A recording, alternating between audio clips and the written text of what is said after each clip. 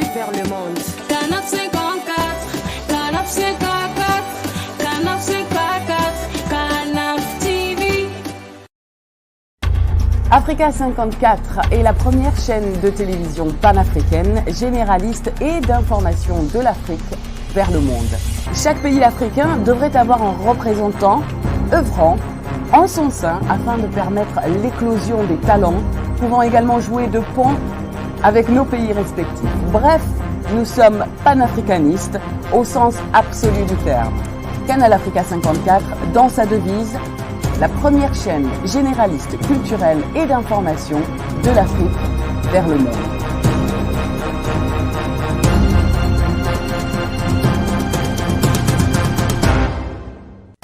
Canal Africa 54 will give to Africans and Afro-Caribbean what they have long been waiting for, expression of their own voice alongside the Western media and elsewhere in the globe. We aim to make the channel professional, sophisticated, contemporary. This channel will offer to viewers a unique experience in digital broadcasting. Our broadcasting and creative departments are dedicated towards having a constant flow of interesting and exciting programs. By using the most sophisticated methods of production, we aim to provide programming which is second to none, developing and enhancing the digital TV services throughout interactive mediums.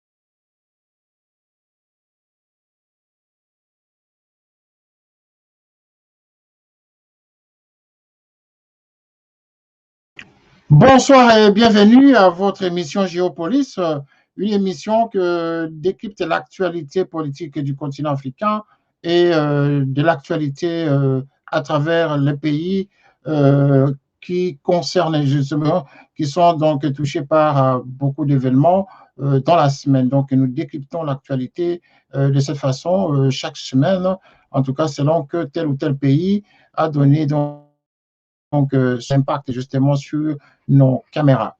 Ce soir, nous avons le plaisir de faire cette émission avec une personnalité politique d'un pays africain. Cet homme que nous allons vous faire découvrir, la plupart des gens le connaissent. D'autres ne le connaissent pas. Mais est-il que c'est un militant?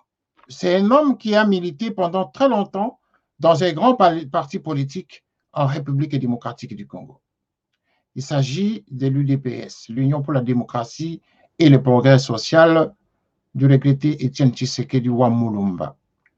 Cet homme qui va apparaître bientôt dans cet écran de la chaîne Canal Africa 54 et de Télé Saturne, c'est une personne justement convaincue d'un idéal, c'est-à-dire le bien-être du peuple. Il a accompagné Tshisekedi pendant longtemps dans la lutte de la libération, lutte pour la démocratie, à travers donc la dictature du maréchal Mobutu, en passant par les deux régimes de Kabila qui se sont succédés. Et il est resté constant dans sa lutte. Chose étonnante, c'est qu'il était membre à part entière de l'UDPS. Mais voilà que l'UDPS prend le pouvoir. Cet homme n'a pas rejoint l'actuel chef de l'État pour l'accompagner dans sa politique, dans sa vision. Il est resté toujours dans la revendication de quelque chose qui manque pour l'accomplissement de la vision à laquelle ils se sont battus pendant des années pour atteindre ces objectifs. Cet homme est un patriote, un combattant des premières heures. Et ce soir, donc, il a voulu faire un grand débat, un échange, répondre à nos questions surtout, pour nous dire exactement pourquoi il reste toujours dans la résistance. Et jusqu'à quand il va finir son combat de résistant. C'est ainsi que non seulement il a créé avec ses compères le Conseil national des résistants congolais, enfin, je veux dire, le Conseil de la résistance nationale congolaise. Et donc, il est le coordonnateur de cette plateforme politique. Cet homme va répondre à nos questions pour éclairer l'opinion, justement, sur son engagement politique.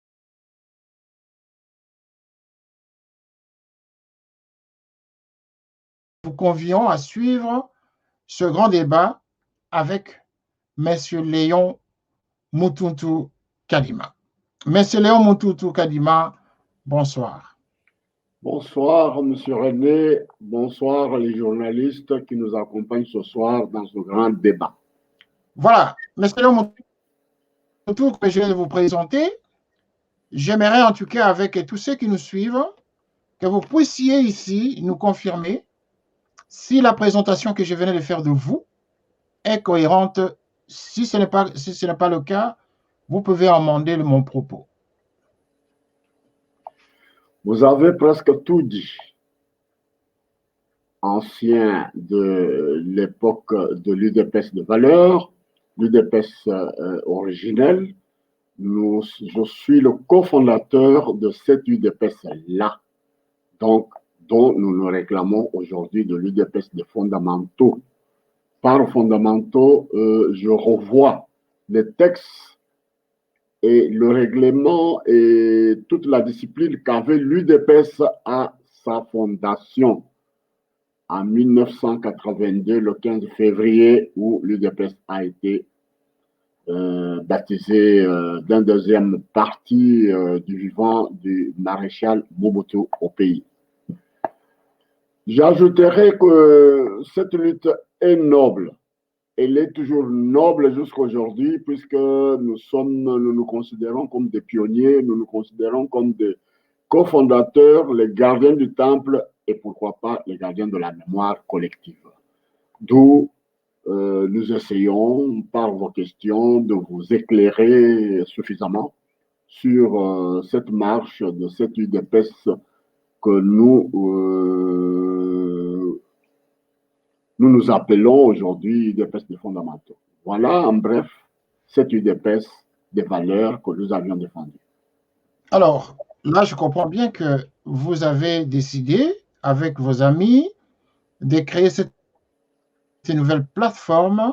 Est-ce qu'elle est destinée à entrer en opposition à l'UDPS, l'UDPS à laquelle le chef de l'État actuel, justement, est porté au sommet de l'État? Est-ce que vous en faites une autopsie et vous dites, vous ne vous reconnaissez pas dans cette UDPS-là qui est au pouvoir actuellement? Évidemment, ce n'est pas cette UDPS-là, nous ne nous reconnaissons jamais et jamais dans cette aile de l'UDPS que nous avions baptisée avec fierté dès le début que c'est une aile familiale. Pour votre petite histoire, Étienne Tshisekedi d'heureuse mémoire tombe malade après les fameuses élections de 2006 dont l'UDPS que nous représentons des fondamentaux n'a pas participé puisque nous étions à Sun City où nous avions essayé d'apporter notre contribution à la paix avec nos amis qui avaient pris les armes contre une dictature qu'ils avaient amenée avec AFDL. Cette AFDL, quand elle est entrée en République à démocratiser, nous avons cru dans la lettre D qu'il portait, puisque AFDL, il y a la lettre D. D, là, pour nous, c'était la démocratie pour laquelle nous défendions aussi les valeurs à l'intérieur du pays. Mais dès qu'ils se sont installés, leur D est devenu directement une dictature.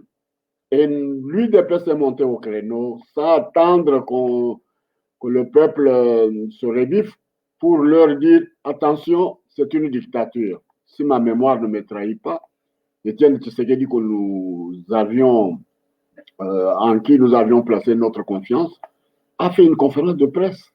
Et ils sont entrés le 17 mai et le 23 mai 1997, il tient une conférence de presse pour communiquer, dire au peuple congolais que non, ça, ce n'est pas ce qu'on attendait, ça, c'est la même dictature qui se prolonge. Vous connaissez la suite, il a été pris, il a été relégué dans son village. Je termine par là pour vous dire que voilà, notre lutte était noble, mais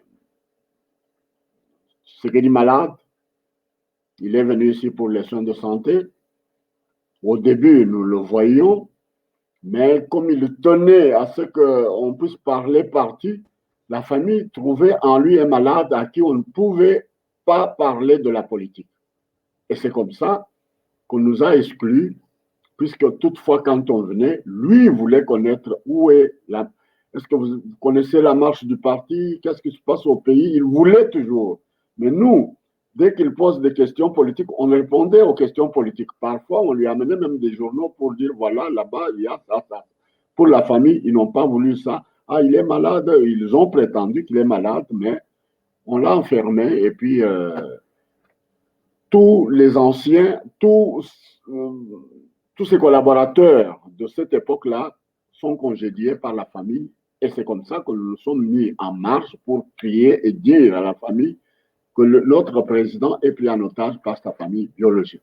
Et c'est pour vous dire que ce qui est au pouvoir aujourd'hui, évidemment, il porte la même robe que nous, puisque c'est les 4 lettres, Union pour la démocratie et le progrès social, d'où il y a une confusion. Mais nous, ici, je ne cesse de vous dire que c'est lui-même de son vivant, Étienne Tshisekedi, le 7 mars 1910, dans une église ici à Bruxelles, à une question d'un journaliste, voilà, maintenant que vous reprenez vos facultés, est-ce que votre parti, comment va la santé de votre parti? Nous étions tous étonnés qu'Étienne Tshisekedi réponde à ce journaliste que mon parti est un morceau. Nous, on ne comprenait pas. S'il allait peut-être dire que mon parti est malade, les maladies que nous avons géré plusieurs crises depuis que l'UDP s'est créé, et nous, les pionniers. Mais carrément, il communique pour dire que mon parti est un morceau. Et le morceau dont vous faites allusion aujourd'hui, c'est l'aile familiale, puisque la famille s'est emparée de ce morceau-là, qu'il a vendu aux occupants, et puis ils ont négocié avec cette aile-là le pouvoir que vous voyez à Kinshasa, dont nous prenons nos distances. J'ai retenu dans votre propos 2 points. Vous dites d'une part l'aile familiale, d'autre part, vous parlez de l'UDPS qui a transformé les 2 démocraties en 2 dictatures. Est-ce que vraiment vous reconnaissez la dictature en Félix Tshisekedi, cet homme qui a lutté pendant des années comme vous, aux côtés de son père, un progressiste, un socialiste, un démocrate? Est-ce que vous reconnaissez vraiment que Félix, l'actuel président de la République, qui vient de chasser une dictature, puisse instaurer la dictature dans un État qu'il voudrait préconiser, dont il voudrait être un État de droit? Est-ce que votre propos est cohérent? Est-ce que votre propos n'est pas accusateur par rapport à la vision du chef de l'État actuel?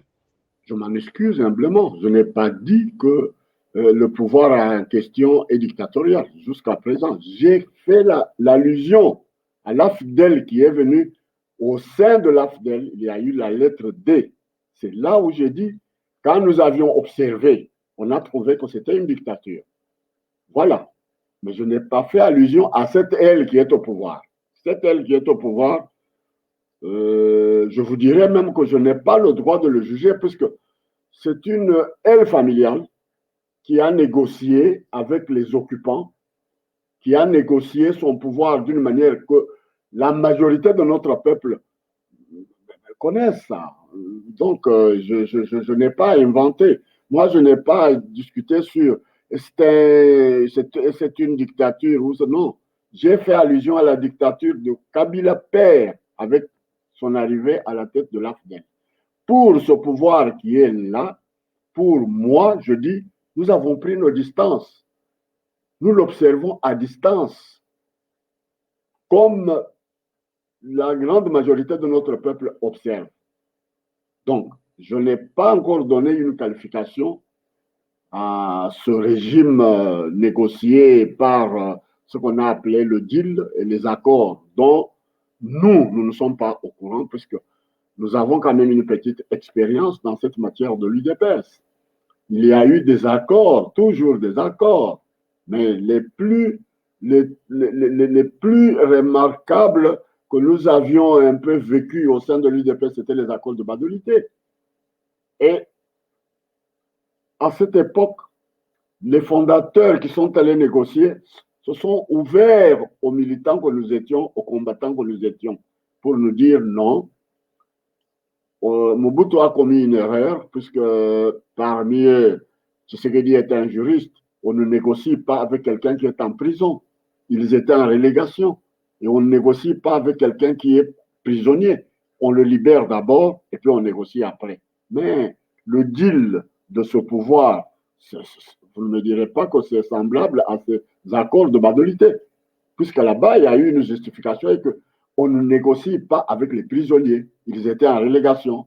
Et c'est comme ça que Mobutu leur a arraché les accords, mais juridiquement, ça n'avait pas de l'importance. Voilà ce que j'ai voulu dire. Mais pour le moment, ce pouvoir qui est là ne nous engage pas, nous autres, de l'UDPS des fondamentaux. Pourquoi? Je vous ai dit, du vivant de son père, ici en Belgique, il a dit que mon parti est en morceaux. Je ne vais pas creuser dans les détails pour vous dire combien de morceaux sommes-nous, mais tous, nous portons la même robe UDPS. Mais c'est comme ça que nous qualifions leur UDPS d'une aile familiale, puisque personne ne peut nous contredire. Tout ce qui se passe, c'est dans la famille. Vous voyez, nous, on n'a pas cherché un pouvoir tribalisé de la sorte. Non. Union pour la démocratie et le progrès social s'arrêtait aux 4 lettres.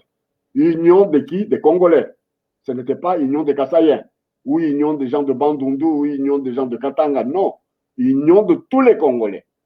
Pourquoi cette union-là que nous avions recherchée sous Mobutu, en suant notre sang, en mouillant nos chemises pour que cette unité-là soit là? C'est l'unité nationale que nous cherchons. Au sein de cette unité-là, c'était les 4 lettres qui résumaient même le programme de l'UDPS.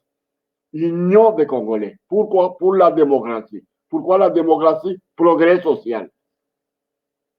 Voilà l'idéal pour lequel nous nous sommes battus avec tout le peuple congolais pour leur donner un pouvoir qui proviendrait du même peuple qui est souverain par les urnes, dans la transparence et dans la démocratie.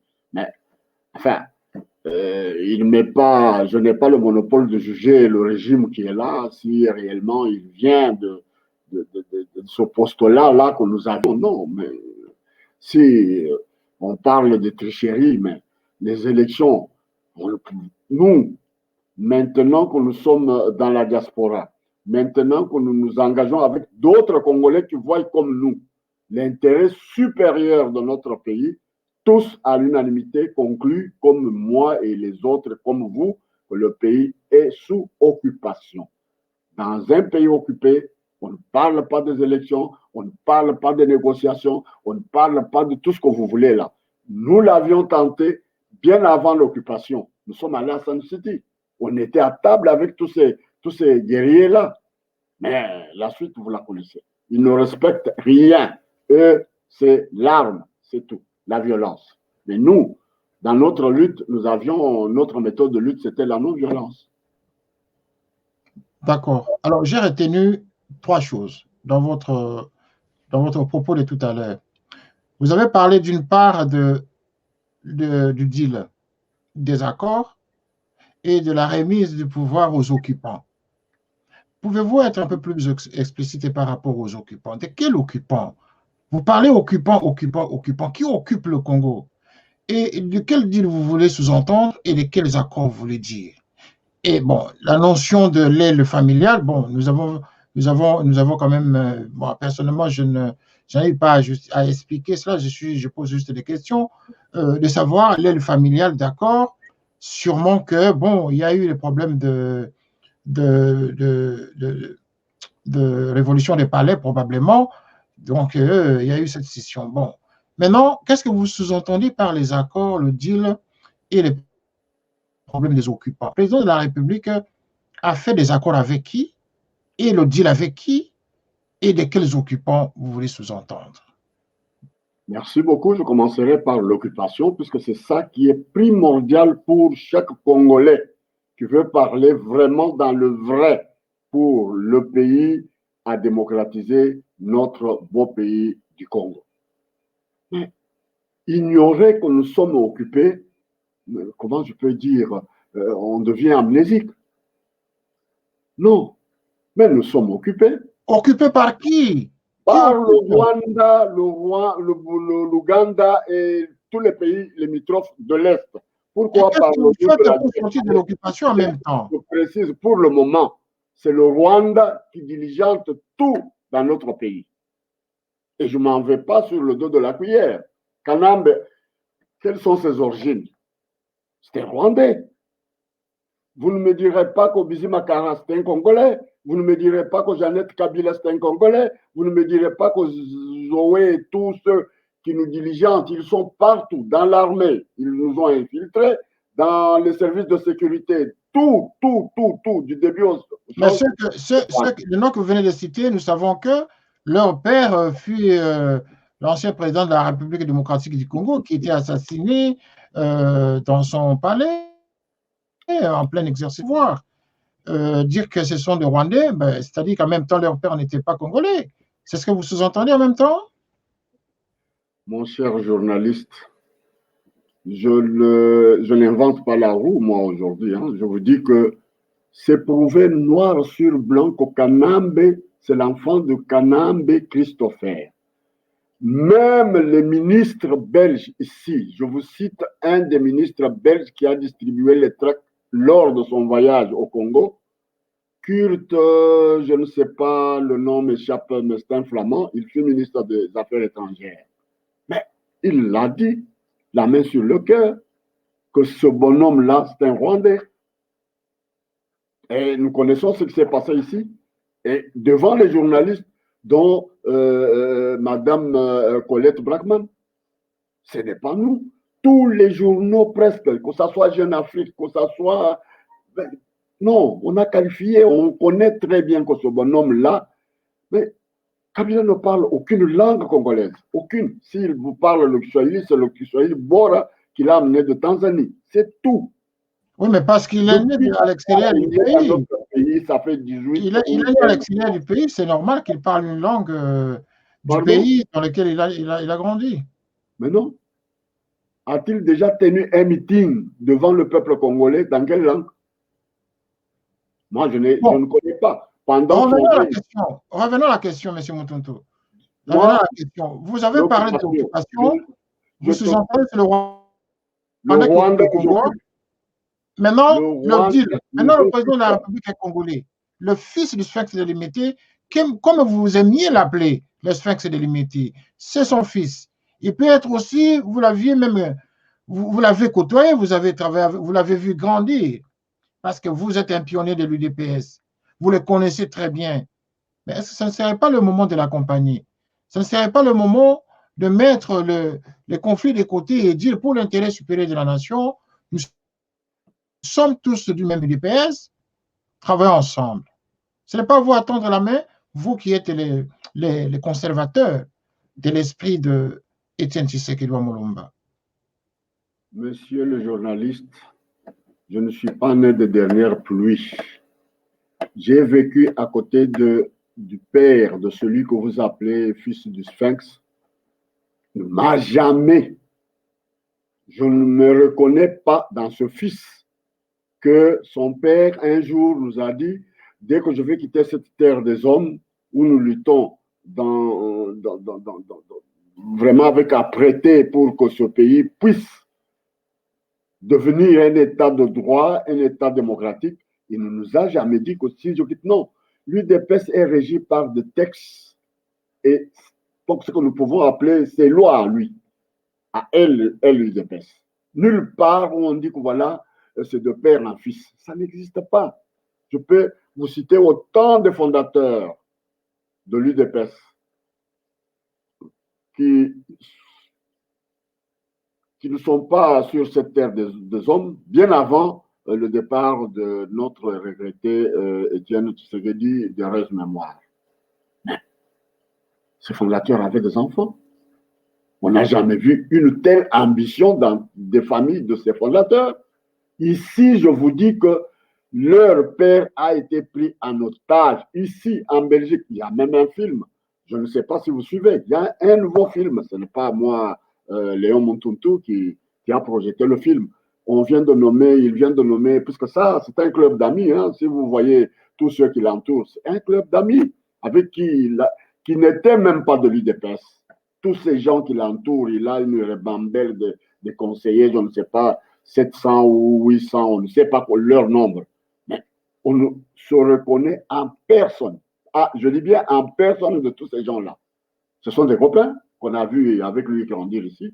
Mais nous, quand on voyait le pain noir de la misère dans cette UDPS dont nous avons eu,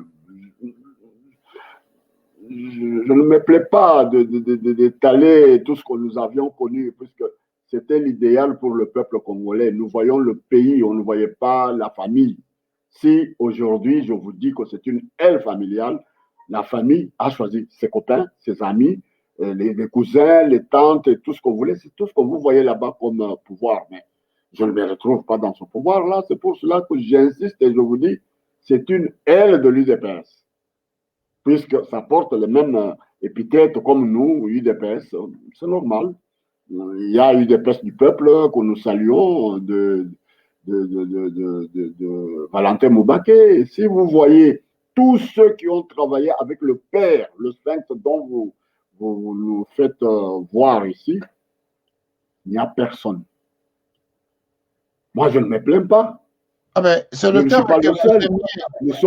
Je ne me plains pas puisque nous continuons la lutte avec d'autres Congolais, puisque le pays là n'appartient pas à l'UDPS, dont je me reconnais, moi, être parmi les cofondateurs de l'UDPS, pionniers et avant-gardistes. Nous sommes maintenant comme les gardiens du temple, nous sommes aussi comme les gardiens de la mémoire collective. Donc, on ne peut pas aller sur les flatteries ou sur l'hypocrisie de se faire voir que voilà, il y a un pouvoir pour lequel nous nous sommes battus. Non, ça, ce n'est pas le pouvoir pour lequel nous nous sommes battus. Revenons à la question, M. Moutountou. La question des accords et la question du deal. Qui a fait le deal avec qui et pour quel intérêt et pourquoi? Mais j'y vais pas étape par étape, puisque vous avez commencé par l'occupation. Est-ce que vous êtes d'accord que nous sommes occupés par le Rwanda? Oui, mais c'est pas exemple. Le Rwanda nous occupe, tout est orienté vers l'Ouganda. Maintenant, je vais sur le deal. Ouais. Le deal, c'est lui-même. Ce n'est pas moi, mon tonton, qui a dit que voilà, il y a un deal entre moi et les occupants. C'est lui. Quel pourrait être ce deal, d'après vous? Je ne saurais pas vous dire, puisque lui-même n'a pas divulgué le deal. Mais il y a les accords. Il y a deal et accord. D'accord? Deal, il a passé ce pouvoir-là. Quand je vous dis que ce sont les occupants qui lui ont donné ce pouvoir, son premier voyage, quand il a eu le pouvoir, d'ailleurs, avant même qu'il ait eu le pouvoir, mais il fréquentait le Rwanda. Il a été à Kigali, d'après nos recherches et consorts, depuis 2012 qu'il a effectué des voyages là-bas. Nous connaissons un peu quelque chose là-dessus. Mais son premier voyage, c'était quand il a été investi. Il est allé au Rwanda. Qu'est-ce qu'il est allé faire au Rwanda? Peut-être ils ont signé un deal. Pour la première fois, depuis que le pays est occupé, on voit M. Paul Kagame venir à Kinshasa, s'incliner sur le cercueil de notre leader charismatique au stade des Martyrs et applaudi par les troubadours et les fanatiques de cette aile familiale. Mais ça, on ne parvient pas à comprendre. À part lui, à part ce Paul Kagame, il est venu pour rigoler, pour voir, voilà, l'homme qui les embêtait, puisque si Tshisekedi est en vie, on ne voit pas son fils là devenir président de la République de la Guinée. Qu'est-ce que vous aimeriez que le chef de l'État fasse? Il est au sommet de l'État. Il est le garant des institutions de la République. Il est celui qui doit porter la voix du Congo à l'extérieur. C'est lui qui doit assurer la sécurité du pays. Mais quand il amène une diplomatie pour apporter la paix dans le pays, mais il doit d'abord commencer à négocier, à dialoguer avec ceux que vous appelez les occupants. Et donc, rencontrer le président Kagame, ce n'est que normal qu'ils puissent discuter ensemble pour trouver des solutions justement aux problèmes qui concernent le Congo. S'il n'avait pas rencontré Kagame, qu'est-ce que vous auriez dit? Qu'il est amorphe, qu'il ne fait rien. Je pense que la première démarche, c'est de mener des actions, de contact avec celui qui vous menace, c'est pour trouver la paix à l'est du Congo. Ce n'est pas une mauvaise chose. Est-ce que vous pensez que cette démarche entame comment on appelle, la confiance que le peuple lui fait aujourd'hui? Vous voyez le peuple lui faire ce que vous dites là, mais je ne vous comprends pas parce que, monsieur le journaliste, il n'est pas le président que le peuple congolais attendait. Vous savez très bien que l'Est brûle. Par l'Est, vous voyez Beni, vous voyez Butembo, vous voyez Ituri, jusque là-bas. Ces gens-là ne l'ont pas voté. C'est ce que la mémoire du Congolais, vraiment, je ne sais pas comment il oublie vite son propre histoire. Pour faire la politique dans notre pays, il faut avoir un support historique à l'esprit. Les élections qui ont porté votre soi-disant président aujourd'hui ne sont pas passées à Beni. Tout l'Est là-bas, on avait, c'est pas déclaré qu'il y a Ebola, et puis les gens là, personne n'a voté. Et après, il y a eu Yumbi à côté dans le Bandundu.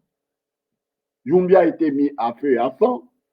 On ne sait pas par qui, les occupants, puisque leur travail, c'est le même schéma que nous avions connu avec nos colonisateurs, divisé pour régner. Toujours là où ils passent, on a vu un mouvement de vaches. Après, on ne savait pas, ces vaches-là se perdaient dans la nature, on ne sait pas. Quelques jours après, Bandundu prend fait. Les mêmes vaches sont venues au Kasaï. Quelques jours après, Kamwenansap.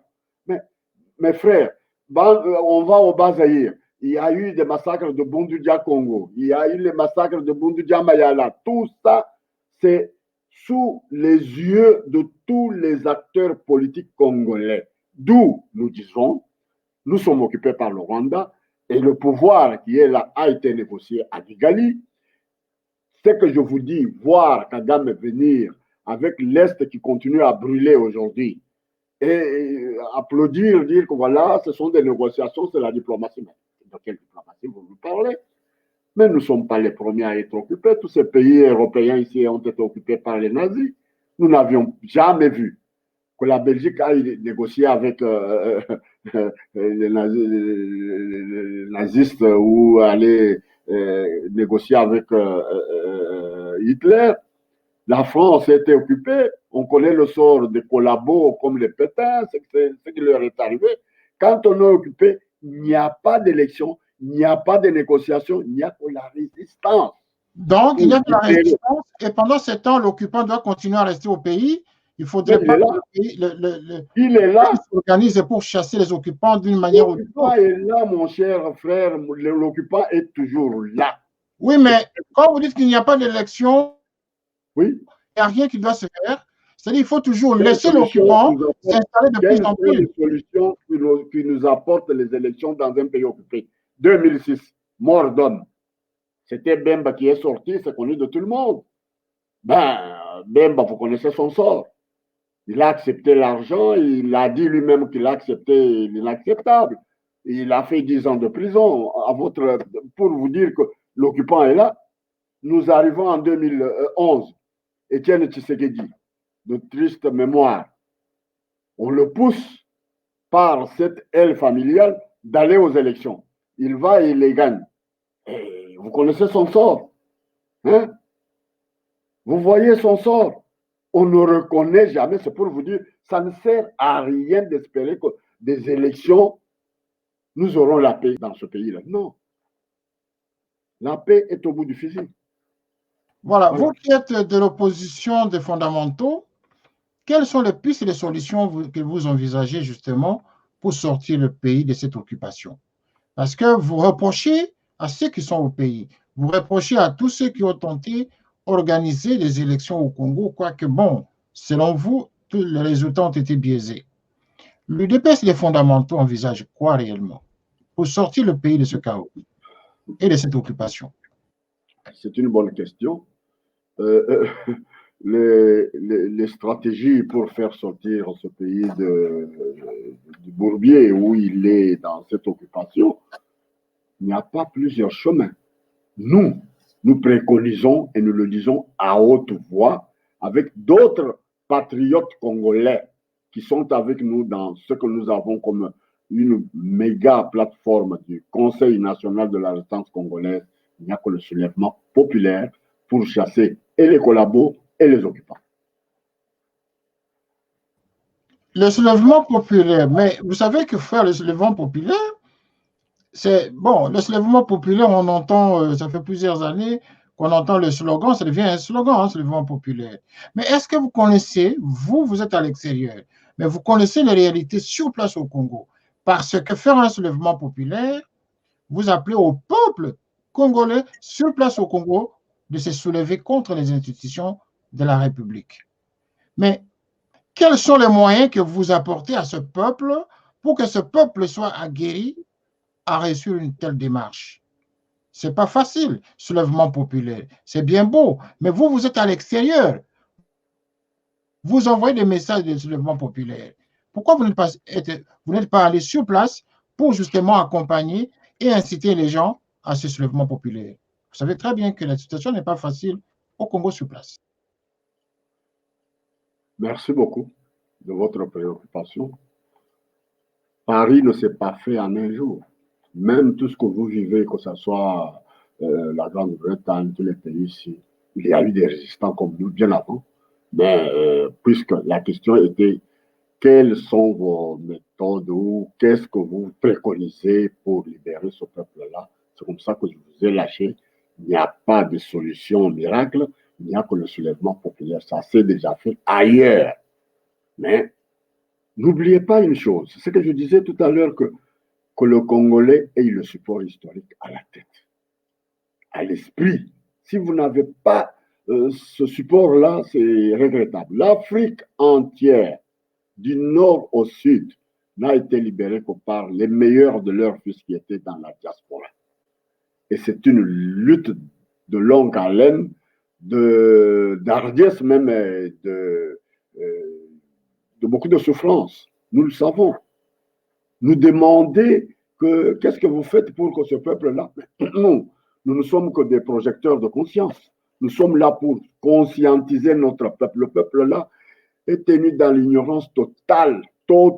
Mais nous sommes fiers que maintenant, personne ne peut nous dire le contraire, puisque la misère qui lamine notre peuple-là, mais on n'a jamais vu un peuple qui a souffert comme le peuple congolais. Toute la terre, tout le monde, comme des vautours, s'abattent sur notre pays. Nous ne voyons pas le Rwanda, nous ne voyons pas que l'Ouganda, mais il y a les commanditaires, les multinationales qui exploitent à l'Est. On brade nos richesses, on pille, on vole, on tue. Mais les multinationales sont là. Les ONG de droits de l'homme, les ONG qui pilulent presque partout. Nous ne sommes pas les seuls à crier que voilà, ils savent ce qui se passe. Mais si nous tous nous croisons les bras pour dire que voilà, ce peuple-là, c'est notre peuple. Et je vous dis et je vous répète que l'Afrique telle que vous la voyez là n'a été libérée du nord au sud que par les meilleurs de leurs fils comme nous et que vous qui étaient dans la diaspora. Pourquoi nous faisons ces émissions ici? Nous les faisons. Vous m'avez rassuré que cette émission sera suivie tel endroit, tel endroit. C'est notre pierre à l'édifice pour conscientiser notre peuple, le dire, le peuple, on ne vient jamais le libérer, le peuple se libère lui-même. Et c'est le travail que nous faisons. Nous sommes en symbiose avec ceux qui souffrent. Nous vous parlons de l'Est qui brûle. Personne ne parle de l'Est. On parlait de Minembwe. Qui parle encore de Minembwe aujourd'hui? Mais à l'Est, je vous ai dit tout à l'heure qu'il y a des villages qu'on est en train de... Chaque jour ici à Beni, il y a des morts. Le bilan macabre continue chaque jour ici. Mais à Kinshasa, c'est la fête. on parle de majorité qu'on a eue au Parlement, on parle du gouvernement qui va sortir dans 72. Pour faire quoi? Puisque une partie de la République brûle et un président qui a juré sur la Constitution, on viole la Constitution du matin au soir. Notre Bible politique, qui en tient compte? Puisque, que je ne fasse pas l'amalgame, vous m'aviez posé la question sur le deal. Je vous ai dit, il y a des deals. Ça vient de lui-même, votre soi-disant président, qui a déclaré qu'entre moi et Kabila, il y a un deal. Ce deal-là, tant que lui-même ne l'a pas encore divulgué, tant que lui-même est conscient, pourquoi il est allé signer le deal avec un occupant, un type qui était déjà affaibli, avec la loi, même si c'est la communauté qui nous a imposé Kabila. Kabila n'est pas venu par les élections dans ce pays-là. Il est venu, il se dit, pour qu'il quitte ce pays-là, il faut qu'on lui loge une balle dans la tête. C'est de sa bouche. Mon frère, un fils du pays qui aime bien le Congo peut prononcer des bêtises pareilles devant le peuple. Oui, mais voilà, vous êtes au pouvoir, vous êtes un étranger, nous ne voyons rien, ça fait autant d'années que nous sommes dans la misère et il s'en fout, il ne parle même pas, il est là comme ça. Alors aujourd'hui, vous nous dites, c'est votre fils. Ah oui, mon fils.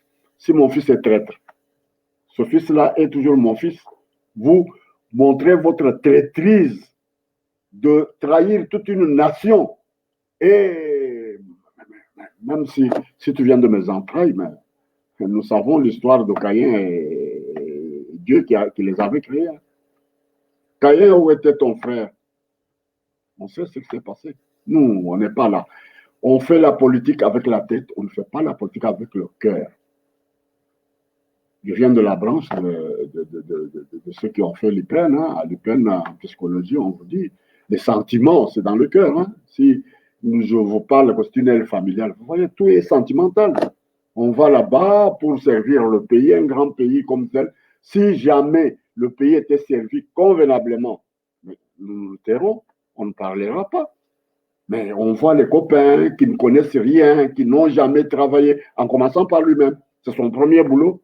Et il vous dit, oui, il va auprès de Kabila. Et moi, Kabila que ça soit un argument, monsieur Léon Mototo, excusez-moi, le fait de n'avoir pas travaillé et qu'aujourd'hui il est au pouvoir, c'est justement au résultat que nous allons juger le président de la République du Congo. Mais maintenant, revenons quand même dans le débat. Restons dans le débat, monsieur Mototo.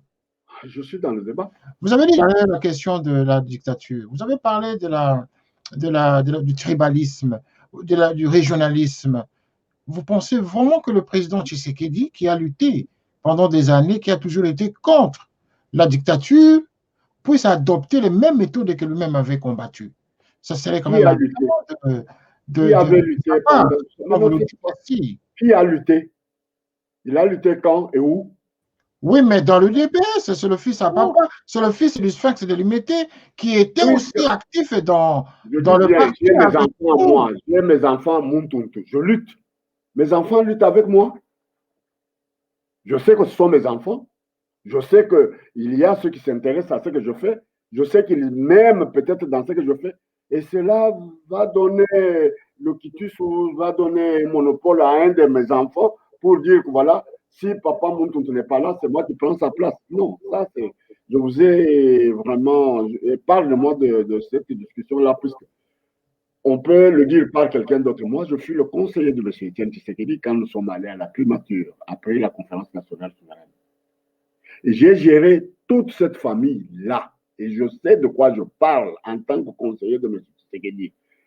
À part moi, puisqu'il y a des chétifs en esprit qui croient que nous sommes des écrits, puisqu'on ne nous a pas pris comme... non, on ne lutte pas pour comme ça. Nous, on n'a jamais lutté pour être nommé ou être... Non, on lutte pour l'intérêt supérieur de notre pays. Dès que le peuple se retrouve dans ce que nous faisons, on marchera. Mais dès que notre peuple broie du noir, vit tel qu'il vit aujourd'hui là, et vous venez nous parler qu'il y a un pouvoir là-bas, il n'a pas lutté. S'il avait lutté avec nous, il ne pouvait pas appliquer cette politique-là d'aller traiter avec les occupants. Non. Nous vous disons, le pays est occupé. Lui, il est allé négocier ce pouvoir-là à Kigali. Vous avez vu Kagame venir tout le temps ici. il fréquente celui qui brûle l'Est du pays. Alors, vous allez me dire que voilà, l'occupation, là, nous inventons les choses. Lui, il fait une diplomatie qui libère l'Est du pays. Ok. Dans la campagne qu'il a menée, tout le monde a suivi. Il a dit, dès que je vais aller au pouvoir, je vais m'installer à Goma. Nous attendons. Bon, Un homme d'État, c'est avec, quelqu'un qui respecte sa parole donnée. vous reconnaissez quand même que le président de la République, Tshisekedi, a rencontré quand même des obstacles pendant les 2 ans de son quinquennat, les premiers 2 ans de son quinquennat, par le fait de cette coalition qui lui compliquait la vie. Mais maintenant il a la majorité, il a constitué une nouvelle majorité autour de lui, une majorité parlementaire autour de lui, avec un nouveau gouvernement qui va bientôt sortir.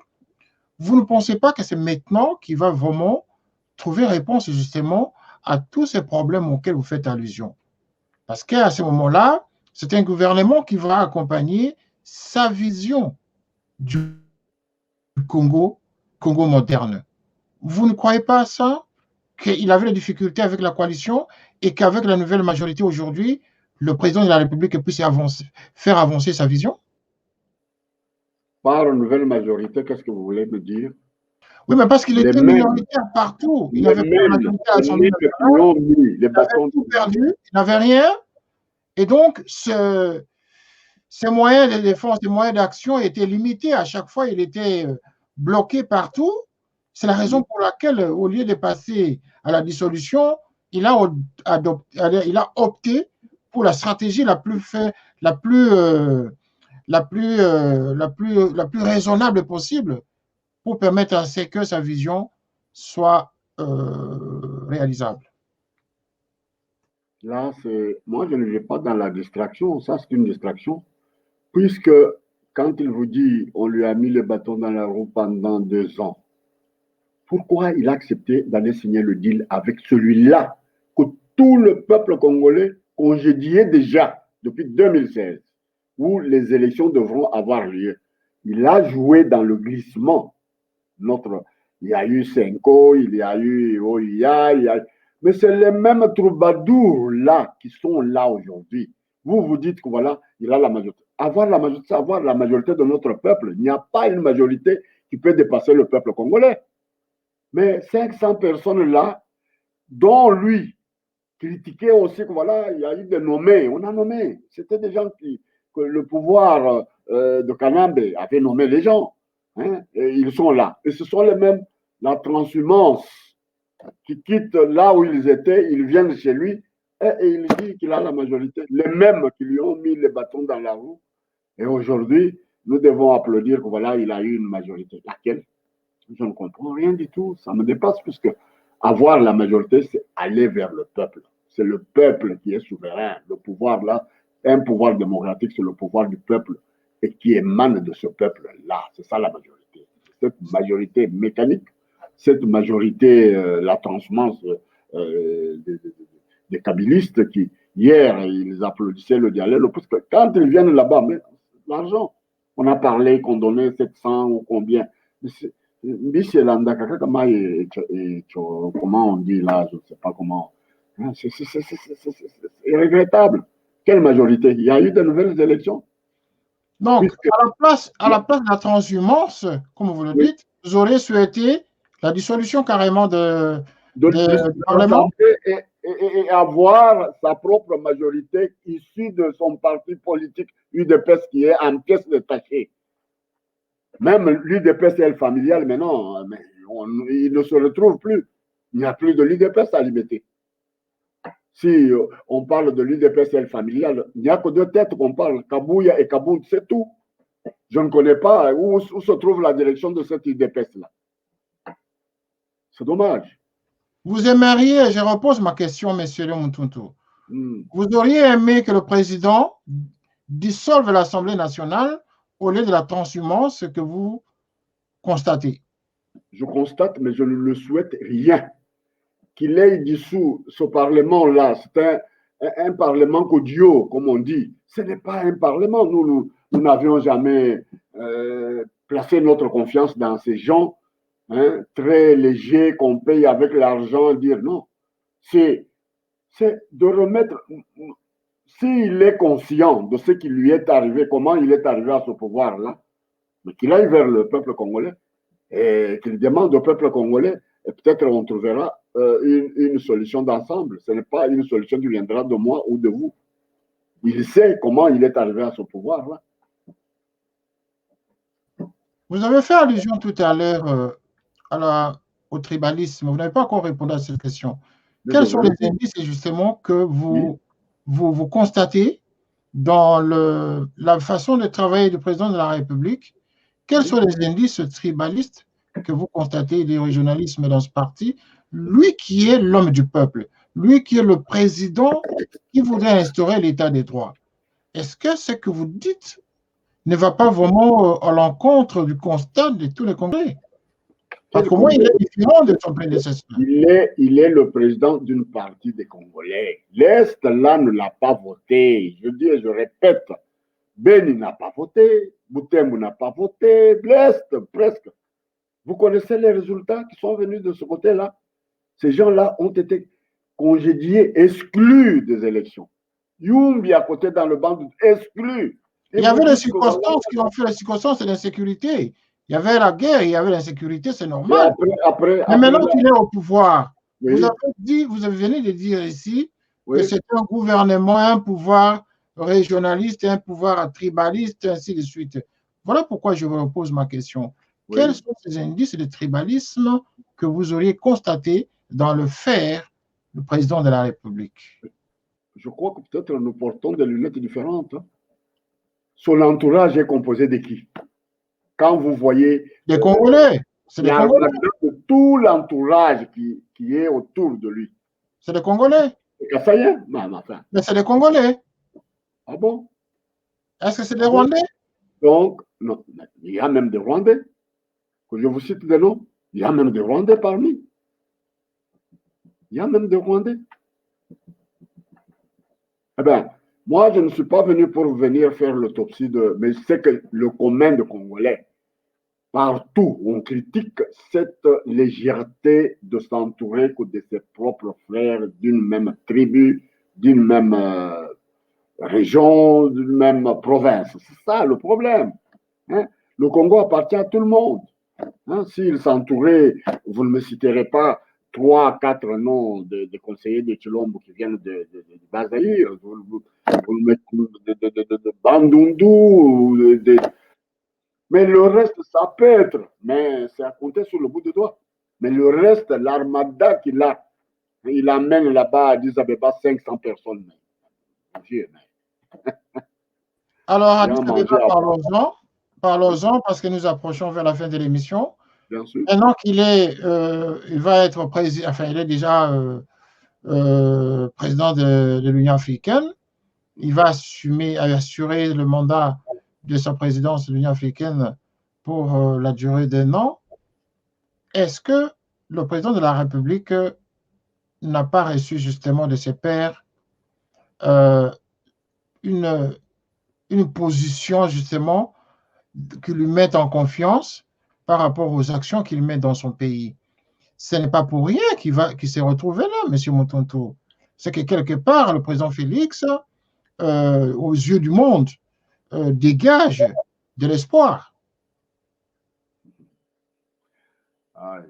L'Union africaine que vous entendez, le club des chefs d'État là. Kabila n'en a pas été. Hein. Kabila a été 18 ans au pouvoir, mais n'a jamais été président de la République.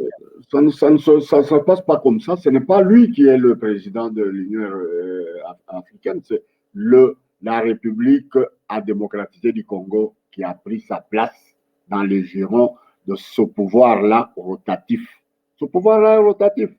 Mobutu l'était en 1967. Mais ça ne pouvait pas passer comme ça. Mais maintenant, c'est le tour du Congo. Et quand on vient au Congo, on trouve à la tête du pays un président qui est venu de sa manière. Il y a eu combien de chefs d'État qui lui ont passé la passation, qui sont venus le congratuler pour ce poste-là qu'il vient d'avoir à Addis Abeba. Il était seul dans la salle. C'est vu de tout le monde. Si vous n'aviez pas de lunettes pour voir, même la présidente de l'Éthiopie, pays hôte, n'était pas là. La salle était vide. C'est pourquoi il a amené ces troubadours-là, 500 qui tapaient sur les bancs. Il lisait un discours devant un partenaire, un parterre. Il n'y avait pas de chef d'État. Hein, chers frères, et tout ça, quand il disait ça, mais c'était pour lire. Quelle humiliation! Après, il y a une photo qu'on met dans les archives des chefs d'État qui, c'est connu de tout le monde. Chaque année, quand il y a un tel événement, ils étaient à Brazzaville. Vous n'avez pas vu les photos de Brazzaville? Presque 10 chefs d'État à Brazzaville le même jour. Et même notre voisin Sassou Nguesso inaugurait son université le même jour où l'autre devrait être consacré. Quelle humiliation! Et vous allez nous parler que voilà, vous avez eu. Oh là là, oh là là. D'accord. Écoutez, nous allons bientôt terminer l'émission, M. Léon Mountoutou. Oui. Mais nous ne pouvons pas terminer l'émission sans rebondir sur la question de l'UDPS, les fondamentaux, dont vous êtes le coordonnateur général. Maintenant, quel est le calendrier d'action? Qu'est-ce que la coordination prévoit pour le Conseil national de la résistance congolaise? Sur quelle période allez-vous mener des actions justement pour changer les choses au Congo, au lieu de rester dans la théorie? Quelles sont les périodes d'action justement où nous allons sentir le vent venir, le vent des changements venir de la part de la résistance congolaise?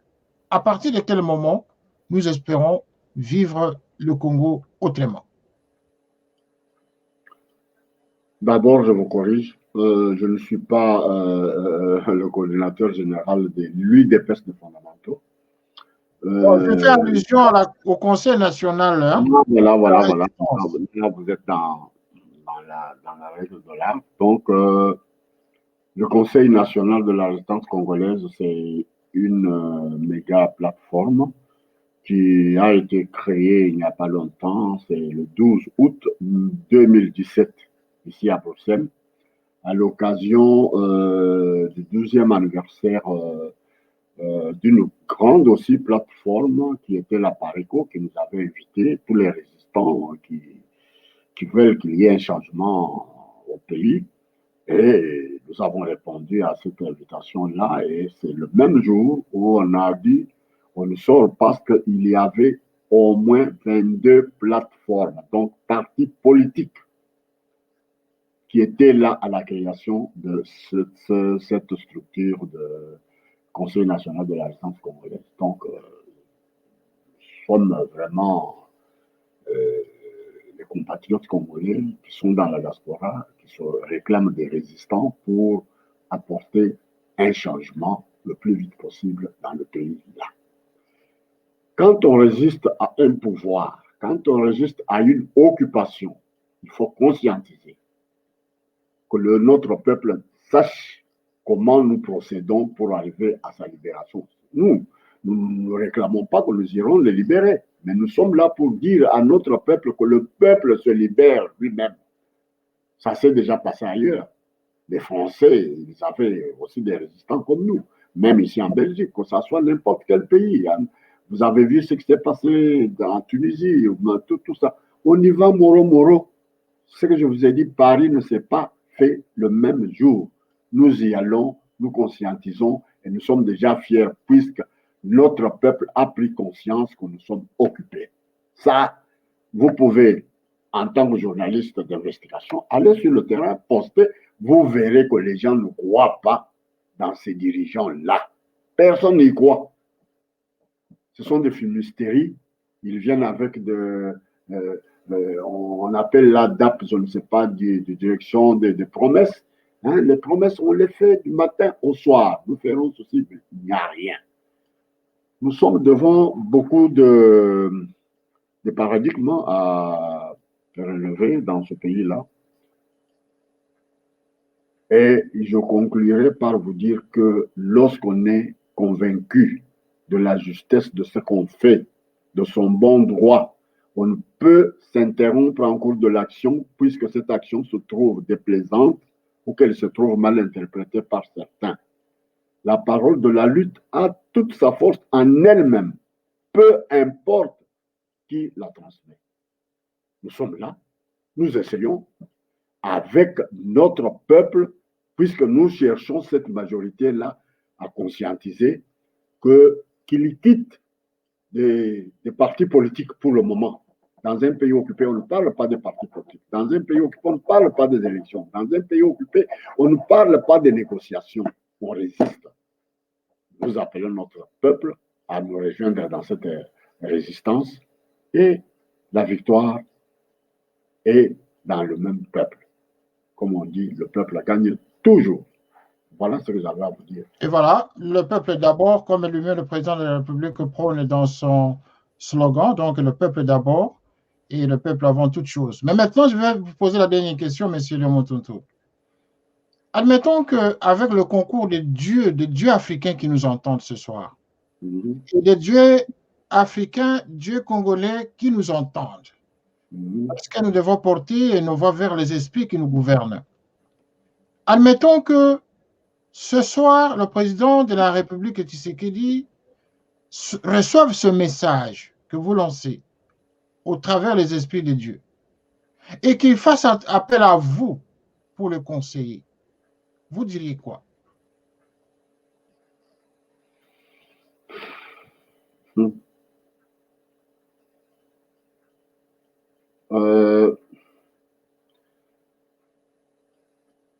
Je ne lutte pas pour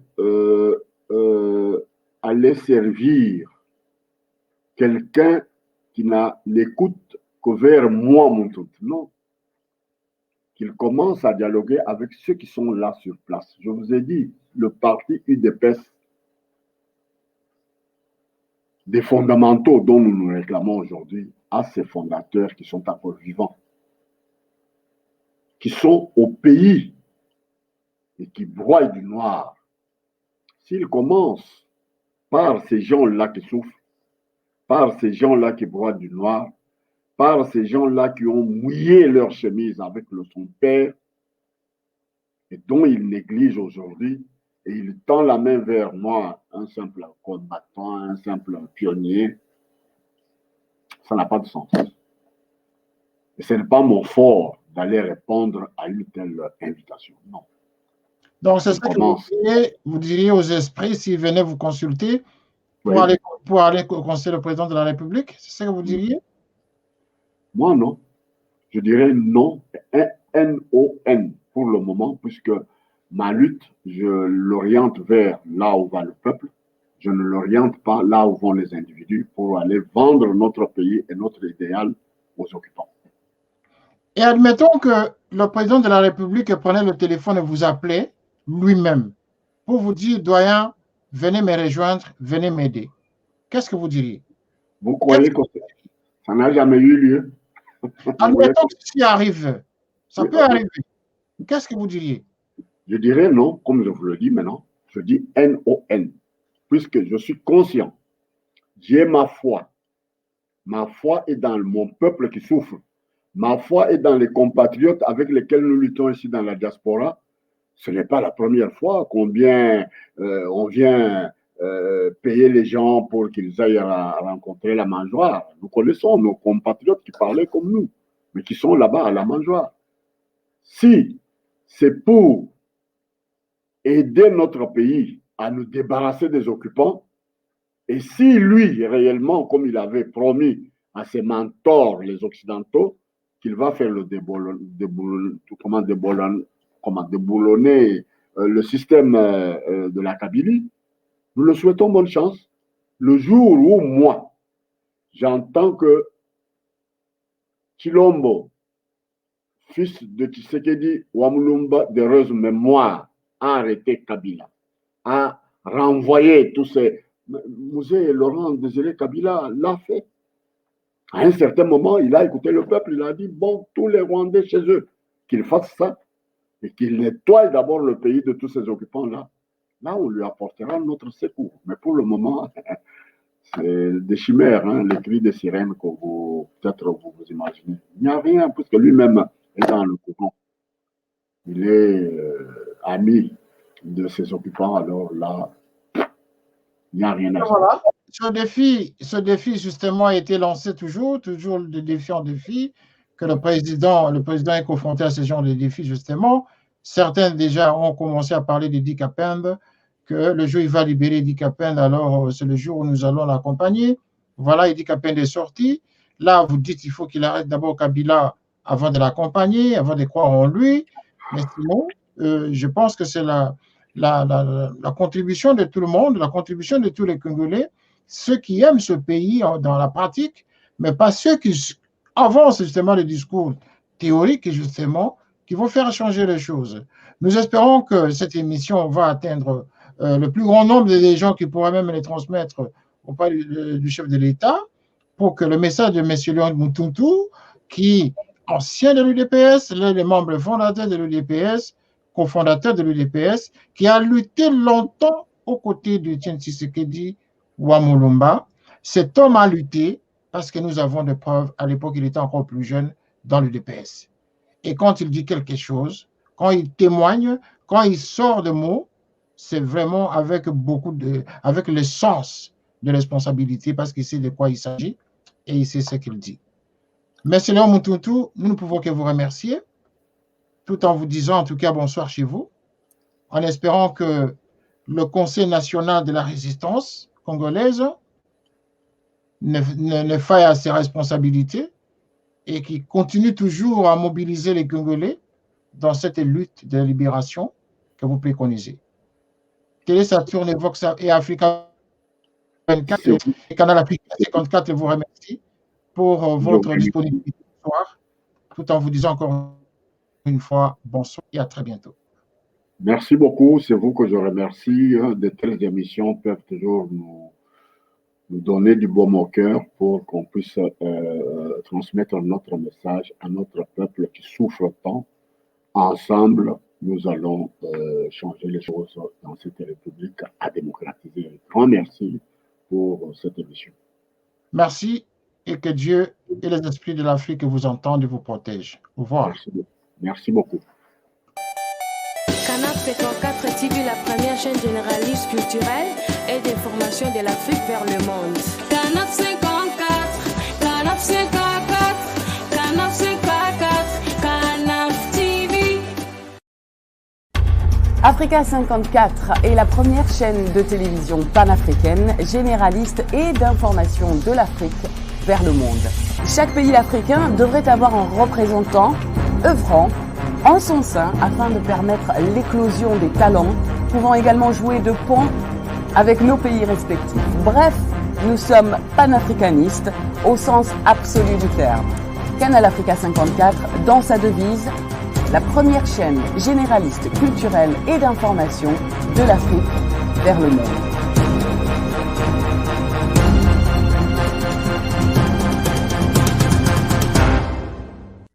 Canal Africa 54 will give to Africans and Afro-Caribbean what they have long been waiting for, expression of their own voice alongside the Western media and elsewhere in the globe.